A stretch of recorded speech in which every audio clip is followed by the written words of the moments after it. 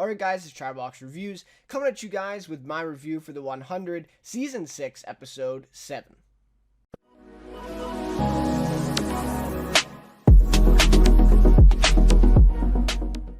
Alright, so what an insane episode this week from the 100. Definitely switching things up from what we've seen in the previous episodes for sure.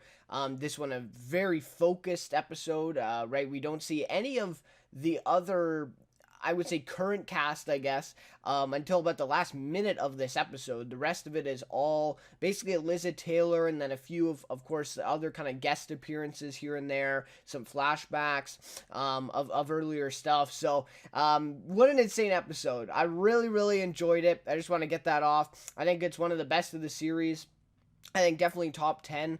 Of course, there were a couple things that I thought could have been better, but I mean, it was damn near perfect for me. I really enjoyed it. I love the direction that they took this one in. And next week's episode is looking pretty crazy too as a result of this ending. So really looking forward to that. So, of course, we'll go through a recap of the episode here, get to my rating, favorite character, and some more overall thoughts and theories of kind of what to expect coming up next. And, of course, taking a look at the preview for next week. We'll kind of briefly touch on that stuff.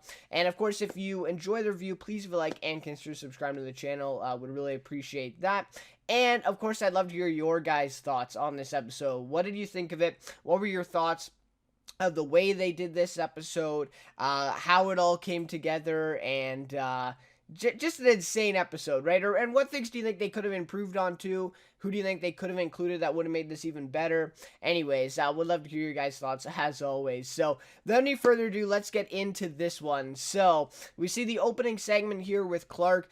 She shows up in her ARC room. So, this is essentially right where we left off last week's episode. Where we saw at the very end, right, we saw Clarke's body asleep, Josephine asleep, and then we saw kind of Clarke in her room in the ARC, right? And so this was a really awesome ending to the episode, and I was thinking to myself, I saw the preview too, and I still wasn't sure exactly what they were going for in this episode, but it really came full circle in this one, right? So she wakes up in this ARC room, and she's greeted by her dad, which is really interesting because, at least to my knowledge, I don't remember ever seeing the dad. I think we have seen him in flashbacks, maybe in earlier seasons. But I really didn't remember what the dad looked like or anything like that. So they could have had some random actor come in and do the dad. I'm not sure if this is even the same one that we saw. I'm assuming so, but anyways. So it is her dad, and so he comes in as she enters the house where Maddie and her lived in those 6 years, of course, that they were up on the what did they call it? The circle, right? Or something like that, or the what did they call that one? Anyways, so Bellamy and the others, right, were up there. We had Blood Reyna, right, and within those 6 years there, that's where Maddie and Clarke lived, in that village, which, of course, became the focus then of Season 5 with the prisoners. Anyways, and so she's in this house, and she sees her dad, and this was a really interesting scene here where she talks to him, and essentially learns right away that, of course, this is a created experience, and she has control over everything, right? Everything in this kind of reality, right, to her at least, is being controlled by her. So then we see that she hears a heartbeat, which means that she is still alive. So she's basically hearing the heartbeat of her own body back in there. So right off the bat here, we get the idea that this is going to be kind of like an Inception episode type of thing, right? With the dreams and the different realities, mind space, they call it in the episode.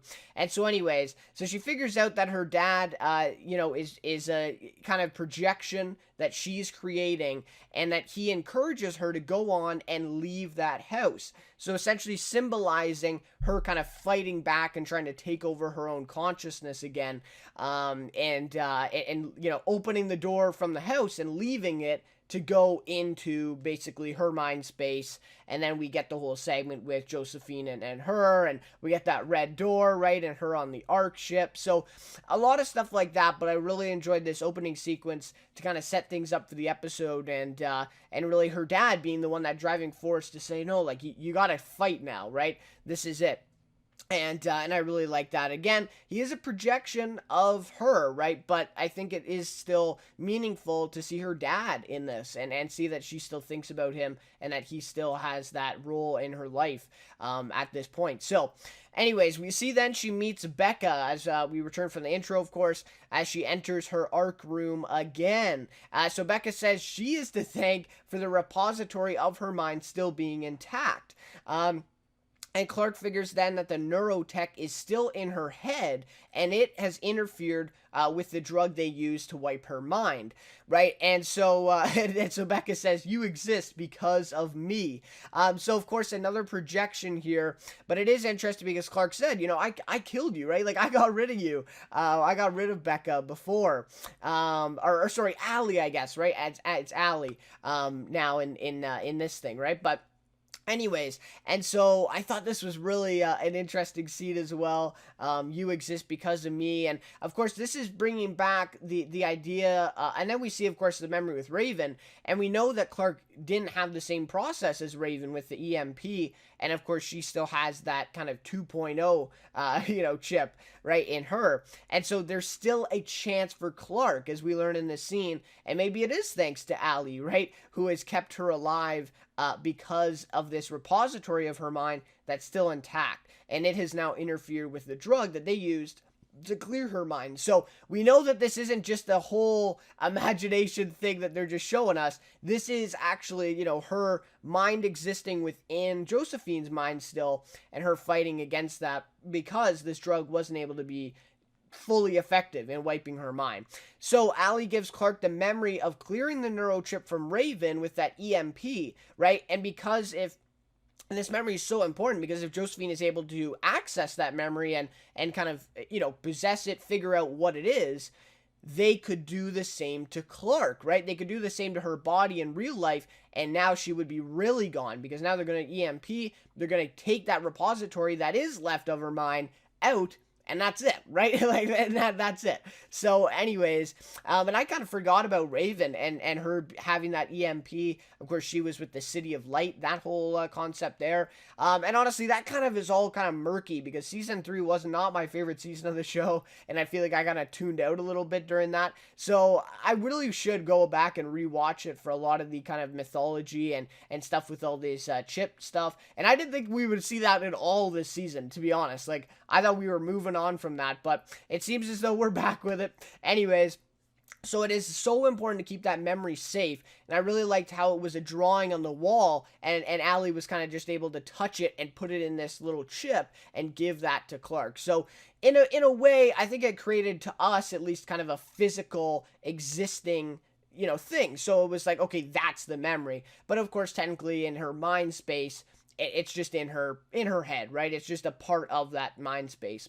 But anyways, I like that a lot, and of course, better keep that memory safe, because it is very important. All right, so then we begin an elongated sequence, and I mean elongated. I mean essentially the whole episode, or at least the first 30 minutes of this episode, is a sequence between Josephine, which of course is the flashback girl version, although we do see another version of her later in the episode. And I thought that actress was great, by the way. I think she's awesome at playing that character. Alyssa Taylor's done a good job of trying to encompass that from that actress as well into her own kind of mannerisms and the way she acts, of course playing herself but a different person. But anyways, I really like the the actress for Josephine too, from this flashback. I thought she was great. So anyways, so we begin the sequence between Josephine and Clarke in Clarke's mind space, which to us is the ARC. Again, they use a lot of this stuff just for kind of course, visuals, right? The mind space, the way it works in this episode, of course, the ARC and all these things kind of symbolize the real thing. And so I do enjoy that, but obviously, that's not the way they build this mind space, is that so we can see and we can kind of get the idea of what's going on here while it's not too confusing. And so they use the ARC as kind of Clarke's mind space, and every little memory and every little kind of part of her mind space is within the ship pretty much, and in different parts of the ship. And so I like that. Anyway, so we see Josephine appears as she opens an unknown, the red door, right? And she is there to figure out how to kill Clarke, either in the mind space, in Clarke's mind space, or in real life. And the memory Clarke is hiding will be the key to that. So, really important thing, and they set it up pretty quick here that Josephine has two ways. She can kill her in the mind space, like literally just kill Clarke there in the mind space, or get the memory and end up wiping her out in real life. And so I thought that was really interesting too. So we see, after Clarke kills Josephine the first time by essentially knocking her head in with a steel door, a really gruesome scene there, and she just relentless, like just smacking her head with the door over and over again. We see Josephine comes right back, right? She comes right back as we learn that she is permanently in Clarke's mind space. They're kind of both in each other's mind space right throughout the episode, and that she will not be able to kill her off here, or at least not that easy, right? So the only way for her to kill off Josephine is to somehow get in her mind space and do something like that, right? And I thought that was really interesting too. And of course, this is all going down in one night, since Clarke's body will remain asleep for hours. We see Josephine say that she took a kind of a sleeping pill, I guess, or something like that, where she'll be out for a few hours. So they have quite a bit of time here in this night to fight and figure out, if Josephine can kill off Clarke, or Clarke can kind of get the better of Josephine here. And of course, that's where the episode ends, is Clarke waking up. So that's a big deal here as well.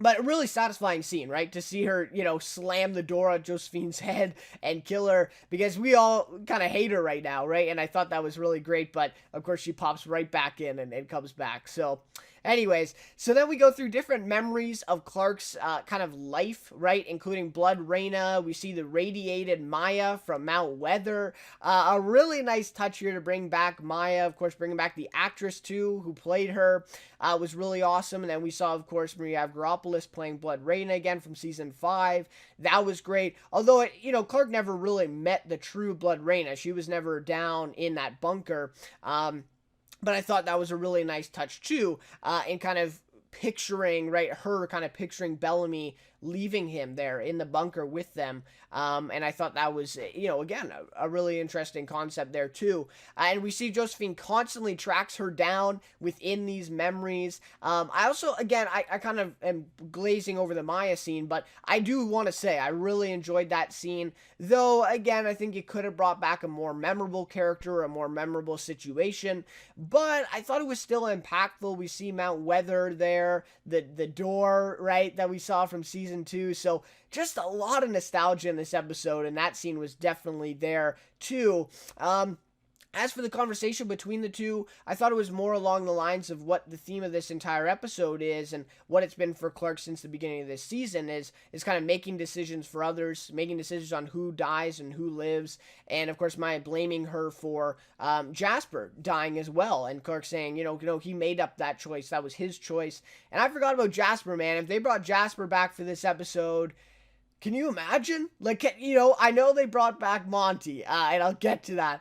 But Jasper, too, like, that's what I'm saying. I love what they did here, but they could have made it even better. They could have brought back a guy like Jasper. And again, it's really tough to bring back these actors, and what are you going to do, right? You're going to pay them probably quite a lot, too, to come back just for a couple scenes. And you got to weigh the risk and reward there as, the producers of the show. But anyways, really nice touch there for sure. But we see Josephine constantly tracking her down within these memories until Clarke learns that she has control over this mind space and that she can project anything she wants. And so then we basically see this within the scene where she basically fakes out Josephine, leads her to where Maddie was in that truck, right, in season 5 with the shock collar. And so Josephine ends up getting the shock collar on her and ends up killing her. Again, another satisfying scene, but of course she's right back. And we also learn that Josephine, on the other hand, has no control in this mind space,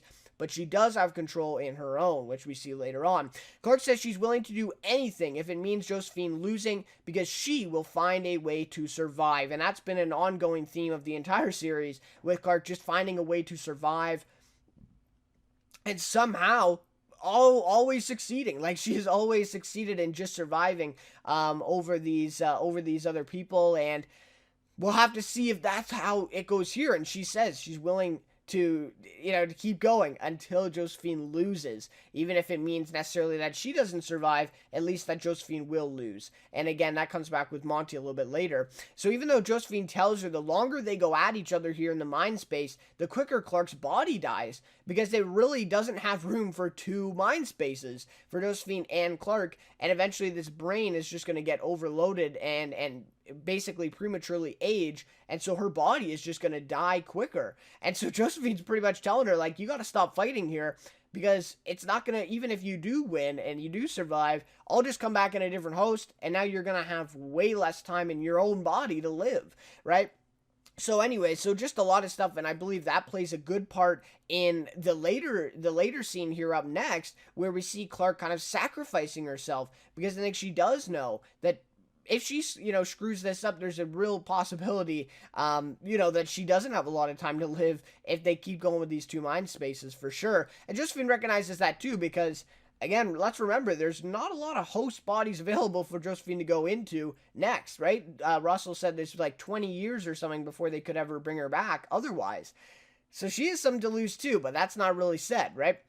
Anyways, so later Josephine finds the memory of Clarke's dad getting floated in the Ark, in the mothership, pretty much, right? And figures out that Clarke is hiding that memory, right? And basically disguising that memory on top of the memory of Raven that she's trying to hide behind it. And so again, setting up this kind of physical stuff, right, with the memory being there, and then she opens the door to this other kind of portal, if you will, but kind of hiding that memory behind the memory of her dad being floated, because she doesn't want to go anywhere near that memory, right? And so she thinks that Josephine will do the same. She'll just kind of skip over that and follow Clarke, into other parts of the ship, but Josephine kind of outsmarts her here. So she goes through that memory and into a forest. She opens this portal to this forest where a throne sits with a locked box on it, and Clarke then appears to save herself. And this is when Josephine tells her that if she stopped fighting, her people would be safer, and that Bellamy has already signed a peace deal with Russell to build them a new compound, and if Clarke fights back and even wins against Josephine, Russell will retaliate, and there won't be peace, right? So the best way to really save her people this time is to sacrifice herself.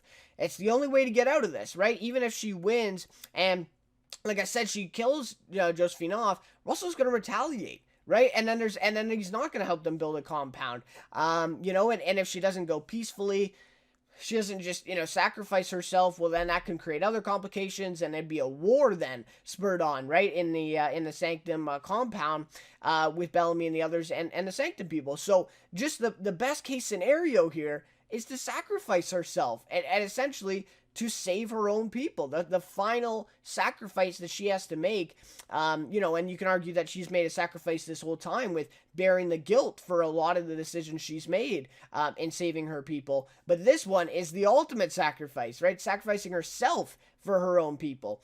And then we see that she takes a look at Bellamy doing the deal through Josephine's memory, that she basically she holds the book, right? Josephine says, all my memories are in books. You have drawings, I have books, or something. Anyways, so she touches the book, and she's able to see that memory of Bellamy agreeing with Russell to sign the deal. And so it's really interesting here that she is able to see this. Josephine's able to show her, and at this point, Clarke agrees and hands over the Raven memory to Josephine. So this was crazy, right? And again, it's the ultimate sacrifice. She's willing to save her people and sacrifice herself. So Josephine says it'll all be over soon. And, we get the idea. It's like, did Clarke just sacrifice herself for her own people, right? Once and for all, right? Since Josephine can now take her out as soon as she wakes up, really. She has this memory of Raven. She knows exactly what to do to get that kind of repository of Clarke's mind out of her body, and now it's going to be over, right? Josephine says it'll all be over soon. So crazy stuff, right? Just a really insane sequence there for sure. But there's still, 15 minutes left in the episode. We all knew that probably wasn't going to be the end. Clarke would not go down that easy. So then we see Clarke's last moments of consciousness before her body wakes up. She's kind of enjoying her last moments, or at least that's what I thought here, as she lays in her bed at the house, right at Maddie and her's house, just writing or drawing, I guess, in her book. As she hears a sound, she looks up expecting her dad, but instead, Monty.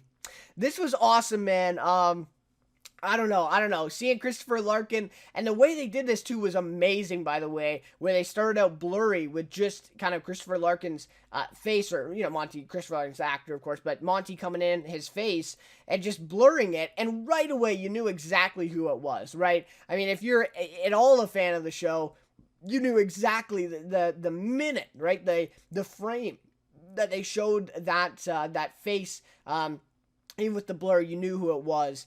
And this was just so impactful. I mean, the way he went out was so emotional, and the references that we've had throughout this season to Monty. Now to bring him back here, I mean, this was insane. It's like, oh my God, right? This was crazy to bring back Monty, and I'm so happy that Christopher Larkin agreed to come back and do this, even though, again, it was just such a small role, and I'm not sure if we'll see him in next episode, probably not, but this was just insane. I love this. I really did love this. But anyways, so we see that Monty again comes in and he's like himself. And it's perfect. It just really fit in perfect here. So he disagrees with her decision. He says, you call this doing better? Giving up isn't better. And of course, going with this same, theme that we have to do better for Monty. And that's the way Clarke's envisioning this. And Clarke says, she's doing it for the others, and that she will never have to decide for anyone else again. Right now, she's sacrificing herself to save her people, and she will not have to make a decision on who dies and who lives.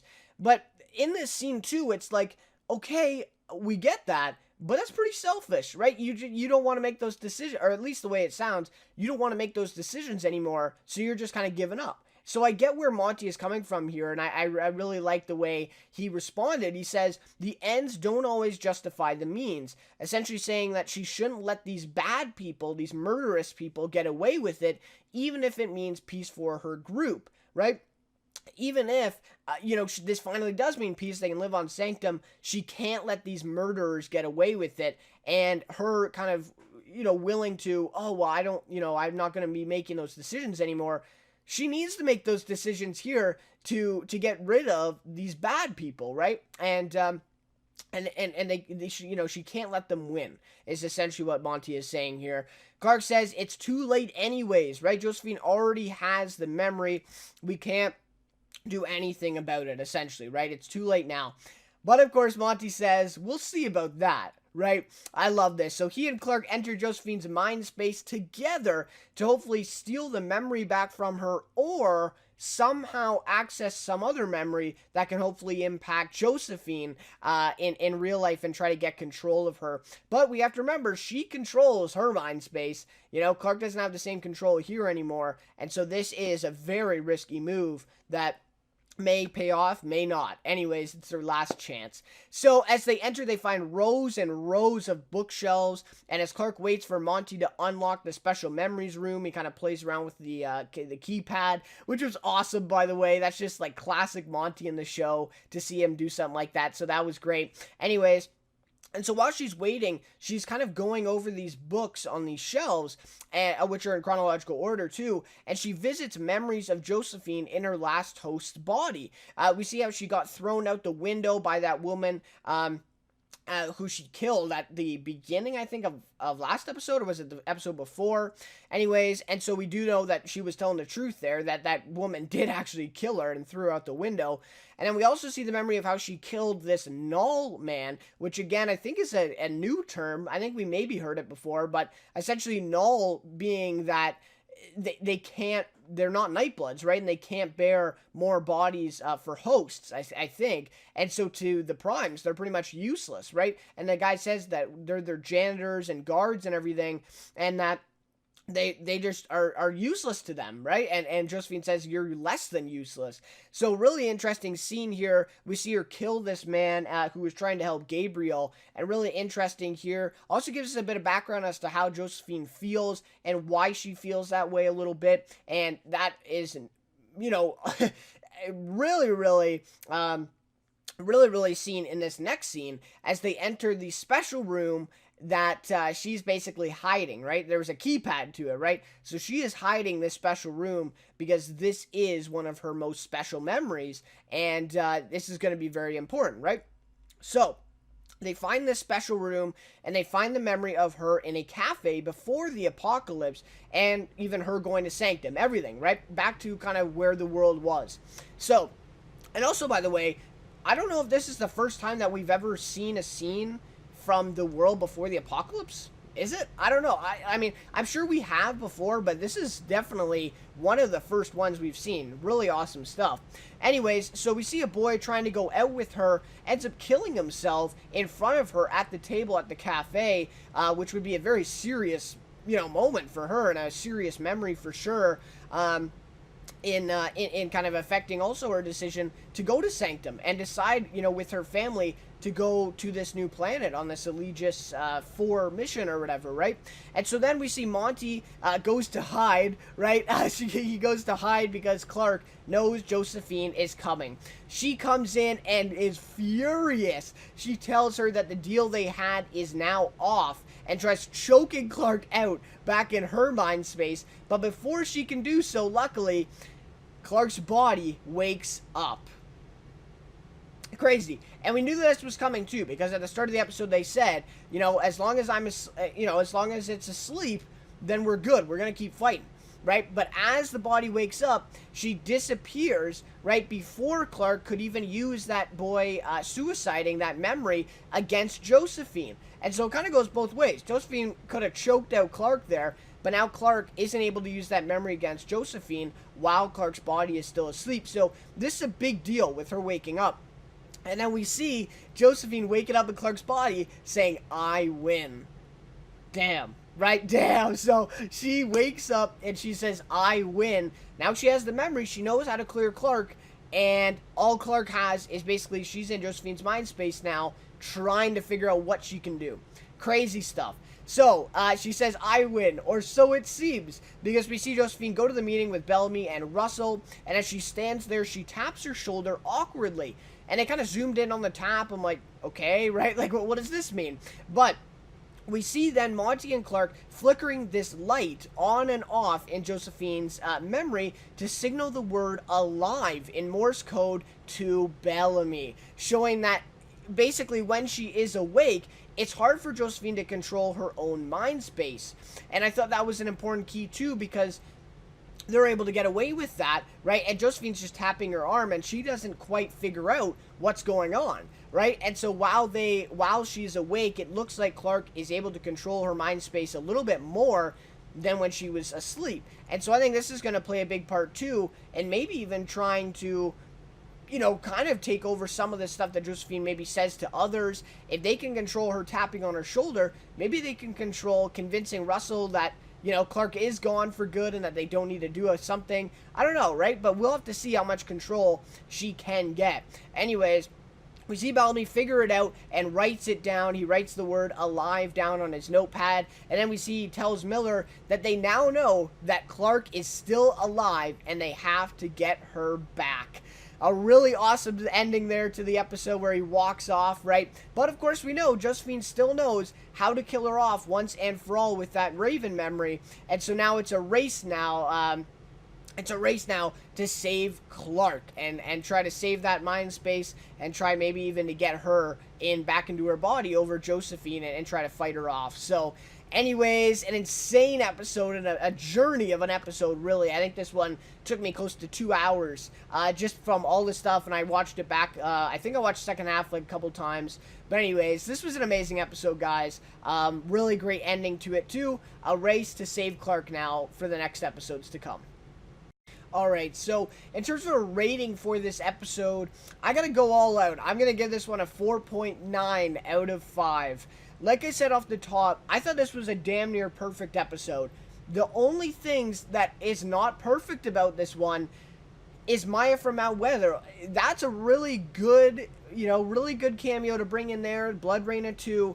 but I really feel like they could have even went above and beyond. They could have brought back Jasper, even Finn, man. We see a flashback of Finn. We see a flashback of Lexa.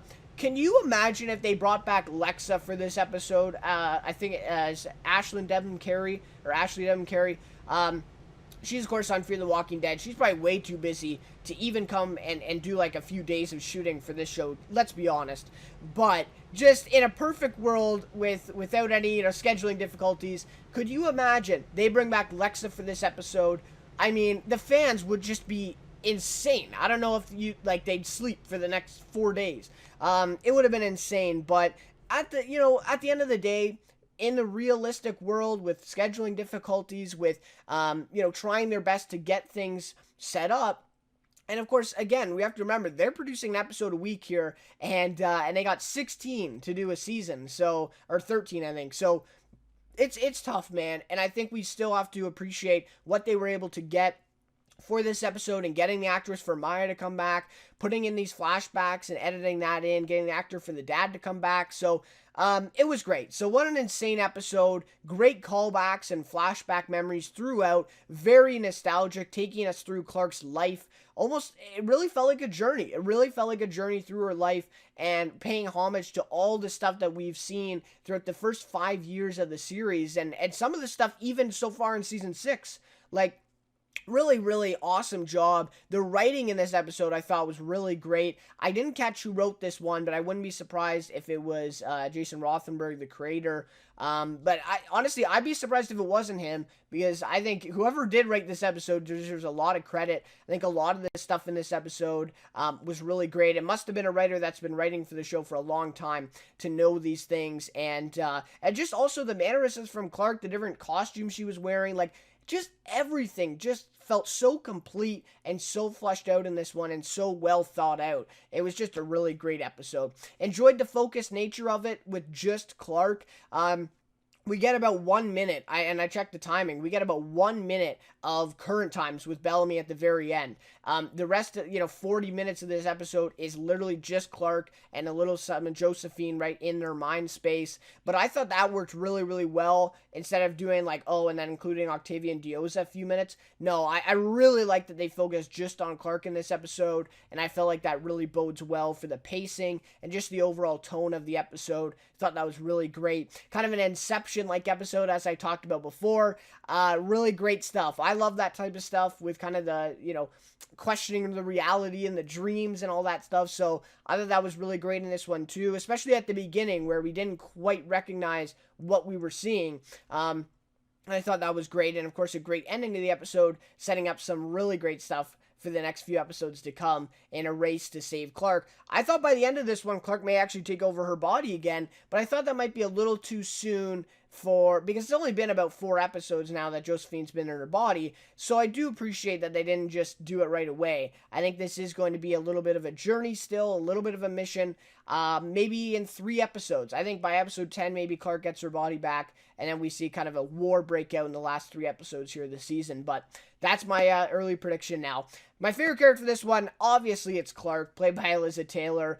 She does play a little bit of Josephine in this one too, but it was awesome, man, to just see her journey again in this episode, and some of these memories, and again, some of the costumes she was wearing. I thought she did a really great job in adjusting her performances to the different memories. I thought she was really, really great in this one, and then, of course, her work as Josephine, too, was really awesome. So, a lot of people are talking about Emmy for Eliza Taylor. I don't know. I mean, I really do recognize her amazing performance this season, and I think she's doing an amazing job, probably the best job she's done so far on the series. But in terms of an Emmy, it's a CW show, right? And, they don't typically do too well at the Emmys. Even if she did get nominated, I don't think there'd be a chance for her to win. There's just too many kind of well-known names out there over her, and I just don't think she'll get the nomination. But that's not to say that I don't appreciate her performance. I think she definitely is giving her all, and I think it's really, really showing. So, anyways, that'll just about do it for my review this week of the 100. Really enjoyed this episode. Can't wait for the next episode next week. The preview for it looks insane. We got a lot of Murphy, a lot of Josephine, so we'll see what happens in that one. And, of course, it's a race to save Clarke as well. But anyways, thank you guys so much for watching this one. Love to hear your guys' thoughts on this one, of course, as always. What do you think of it, and what are some of your predictions going forward? Anyways, guys, we'll see you then next week for the 100 Season 6, Episode 8.